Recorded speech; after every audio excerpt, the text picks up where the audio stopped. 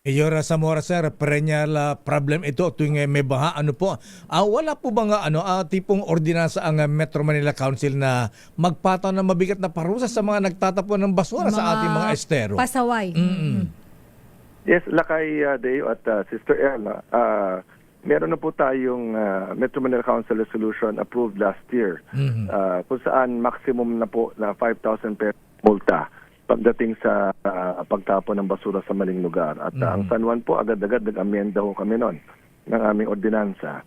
At in effect na po yan. So dito po sa San Juan, kung kayo po ay mahuli na nagtatapon ng basura sa ilog, sa creek, sa kalye, sa drainage, 5,000 pesos agad yan. First offense, second offense, third offense, all subsequent offenses ay 5,000 pesos po yan. At, but then again, alam nyo, dapat para sa akin, huwag na nating isipin na mamumulta tayo o tayo mapaparusahan. Dapat mismo sa ating sarili, huwag na nating isipin na may multa o mayroong parusa. Dapat kusang loob na tayong magtapon ng basura sa mga tamang lugar.